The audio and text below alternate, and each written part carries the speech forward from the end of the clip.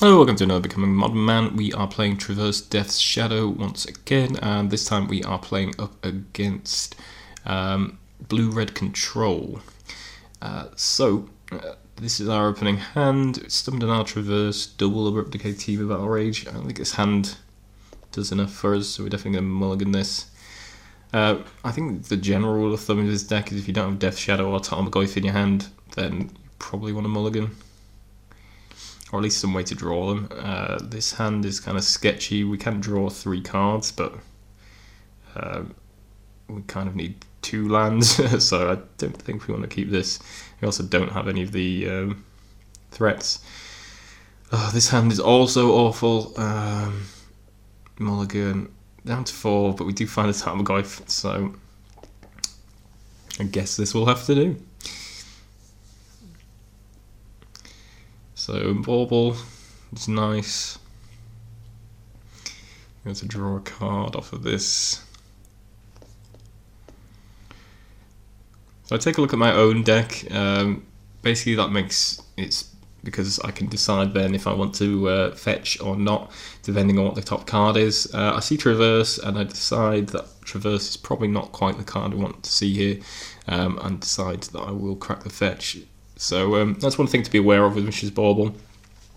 If you're on the play or what have you, or it's turn 1 and you've got a fetch land and you've got a Bauble, you can actually just look at your own deck and see if the card is something you want or you don't want, and then you can decide how to fetch accordingly. So it's another use of the ability to look at the top card of the deck. I mean, often we're looking at our opponent's hand, but that is another option, is to look at our own cards and see whether we want to shuffle or not. We end up drawing Traverse anyway, and an Inquisition. Let's have to go with the Inquisition just to see what our opponent's working with. Because it seems like some sort of control deck, and we don't really want to run Tarmogoyf into counter magic. So we see a Braid, double Lightning Bolt, Logic Knot, Blood Moon, and a Desolate Lighthouse. Basically our deck doesn't stand up well to Blood Moon, and we don't have a fetch land to find our 1 swamp in the deck, and even if we did, then we'd be stuck with a bunch of green cards in our hand that we can't cast. So unfortunately, as much as we'd like to get rid of Logic Knot, I think we have to get rid of Blood Moon here. I think then we're probably just looking at passing the turn. Could have cast Traverse, I suppose, but it just didn't seem like a great value play at that time, particularly when we've already got lands in play. And we might be... I mean, we're not far off getting Delirium, so these Traverses could be useful later in the game. We'll use Field of Ruin. I'm going to get our basic land here. And yeah, this is nice for us because we can actually cast Tarmogoyf through our opponent's Logic Knot in this situation, because you can Logic Knot for 2. So we can just cast this Tarmogoyf here, which is nice. I'm going to play Scalding Tarn. I'm just going to use double Lightning Bolt on Tarmogoyf. Surprising to use the Braid there, given that we don't actually have any meaningful artifacts in our deck, and it seemed like a better use, but this works out fine. We draw Death Shadow, which is good. So I'm going to fetch up another Jewel, try to hit a Traverse here, and we could look up various creatures, I suppose. You could find Tarmogoyf here, we could find a Street Wraith to grow this Death Shadow beyond the size of the Braid, because currently our Death Shadow is only going to be a 3/3, and we know our opponent's got a Braid in hand.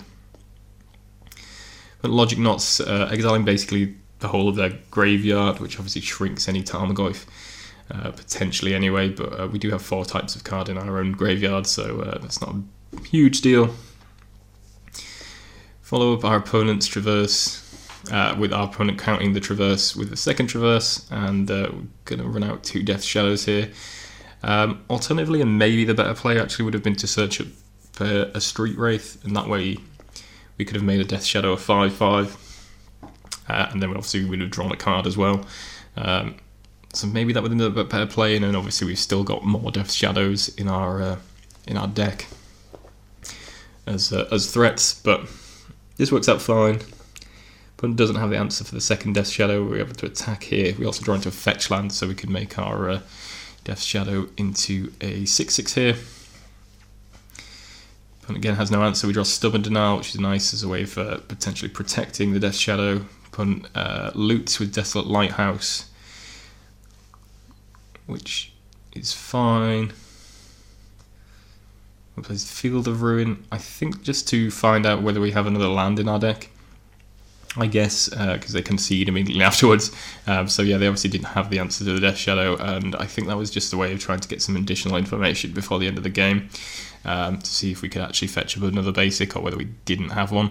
Yeah, obviously some useful information garnered there from our opponent, but there wasn't much we could do about that. So yeah, that wraps up game one, and we managed to live through it. I think on the traverse play we maybe should have traversed the Street Wraith instead, as that would have dig as a card deeper and obviously saved us the death of one of our Death Shadows. But otherwise, I think we played fairly well, and that managed to come off for us on this one.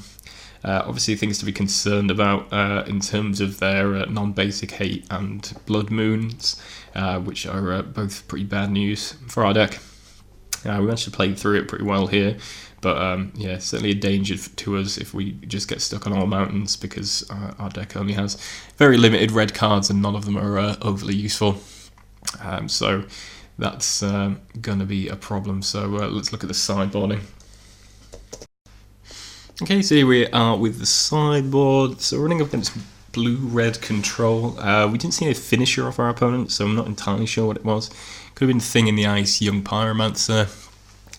Could have just been Snapcaster Mages. So I'm not entirely sure what our opponent's running with, or what their sort of win conditions are, based on what we've seen. So obviously we've got sort of limited information to work with. In terms of cards we want to bring in, I suppose we can cut some of the fail pushes. Our opponent certainly seemed creature light, and so I think we can probably afford to cut some of those. In favour of what? I suppose Maelstrom Pulse is probably a card we want to bring in. I imagine our opponent's running some number of Planeswalkers and things, so that's probably going to be useful. In terms of other cards, I suppose we don't really have a lot. We could bring in Spellbomb in case our opponent's some sort of Snapcaster deck. Also, I suppose, limits the ability, the power of Logic Knot, etc. So maybe that's a good thing to bring in. Otherwise, we could bring in Liliana just because its ultimate is pretty good. An opponent's unlikely to be able to pressure too hard, but I don't think it's great. Other cards don't seem all that great, so I think we're probably sticking with our main setup for the most part. We can bring in Collhan's Command actually, because we can play that through Blood Moon, and it's also a way of getting back Death Shadow from the graveyard, so I'll probably bring that in just as a sort of card that is playable through Blood Moon.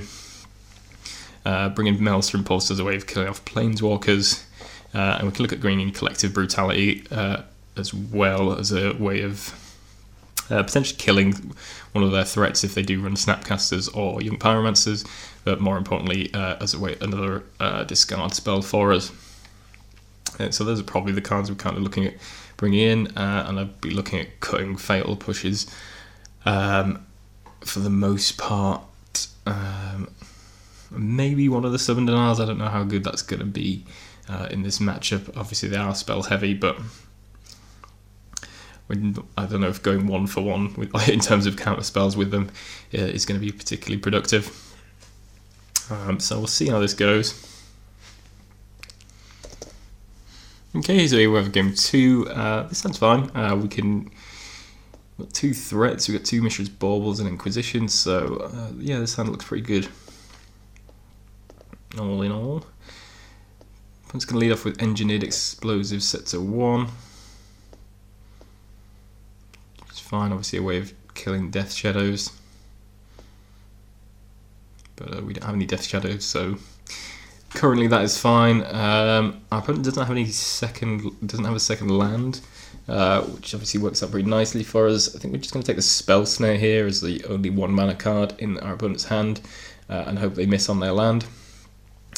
Yeah, we can also then cast our Tarmogoyf with impunity. Going to be able to Mishra's Bauble here. We can actually see if our opponent's going to draw a second land, which is what I do on my turn. So we can see that our opponent's going to draw into Spreading Seas, which is nice. Obviously our opponent doesn't know that, which is slightly funny. But yeah, so we are going to draw into card. Our opponent doesn't have a second land. We get to see what our opponent's going to draw next turn as well, and it's going to be Serum Vision, so our opponent's going to be stuck on lands for a little while, which is obviously going to work out very nicely for us. Draw into second Liliana here. We've got Inquisition as well, just going to run out Tarmogoyf. We'll play Serum Visions, but that doesn't find them a second land. Fortunately for us, going to Inquisition here, going to take Spreading Seas here. Spreading Seas actually could be quite annoying for us, in the sense that it can turn this Overgrown Tomb into an island, and then we can't cast this Goyf. I mean, we could apply to cast the Goyf instead, but I think this works out nicely, and also increases the size of our current Goyf to a 5/6 by putting an enchantment into the graveyard, and then we can also Inquisition a second time.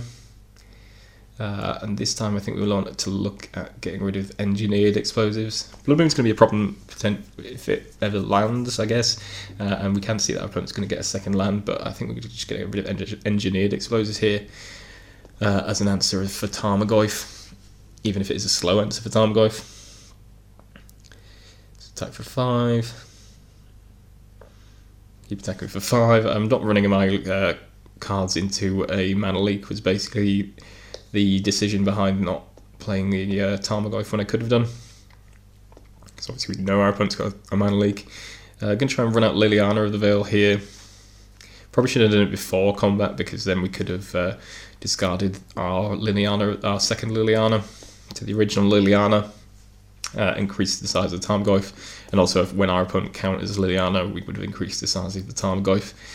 So yeah, definitely should have played that pre-combat, but I don't think it makes a great deal of difference here.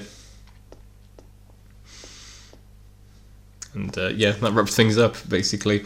Yeah, I've probably got a bit stuck on mana and lands, and we managed to take advantage and push for the win. So yeah, this matchup, it seems fairly favourable, to be honest. Blood Moon is obviously a concern, but as long as we're faster than Blood Moon and aware of the risks of Blood Moon, I think we're fine. And also we have main deck answers to Blood Moon like Abrupt Decay, so we're not completely done over by it, as long as we're aware that it's going to be coming. So that's really the main concern. Otherwise, our threats are big enough to sort of stay outside of lightning bolt range, etc. So I think we're pretty good on that point. So yes, kind of seems fairly favourable. But yeah, it's really the Spreading Seas, Field of Ruin, Blood Moon aspect of the deck that's more likely to cause us headaches. So we just need to be wary of that.